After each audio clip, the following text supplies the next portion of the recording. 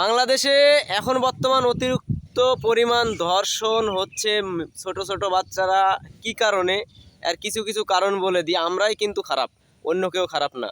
তো খারাপ কথাটা বাদ দিলাম, কারণটা আমি বলি। কারণ হলো যে যারা নেশা করে তার বিরুদ্ধে আমরা কোনো প্রতিবাদ করি না। আর যখন একটা নেশাখোর একটা ছোট বাচ্চাকে ধর্ষণ করে তখন কিন্তু আমরা সবাই মিলে প্রতিবাদ করি। তবে যাই নেশা করে তার প্রতি তখনই কিন্তু প্রতিবাদটা করার অতিরিক্ত দরকার। আপনারা সবাই মিলে যদি একমত হয়ে গ্রাম থেকে প্রতিবাদ করেন, তার উপরে যে নেশা খায়া এটা সেটা করে বেড়াচ্ছে, সবাই মিলে যদি প্রতিবাদ করেন নেশাখোরগুলোও বন্ধ হবে, আমাদের দেশটাও কিন্তু খুব ভালো ও সুন্দর থাকবে। ছোট ছোট বাচ্চা কিন্তু সবারই আছে, আমারও একটা ছোট্ট মেয়ে আছে। চাই না যে আমার মেয়েটার ক্ষতি হোক। সবাই মিলে একসাথে যদি কিছু কাজ করা যায় তাহলে বাংলাদেশে নেশাখোর থাকবে না, বাংলাদেশে উন্নতি আরও বাড়বে।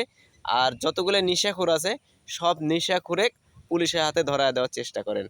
আমার মতামত তো এটাই মনে হয়, কারণ নেশাখোর যখন চলে যাবে তখন কোনো বাংলাদেশে ধর্ষণ বা কোনো কিছু হবে না।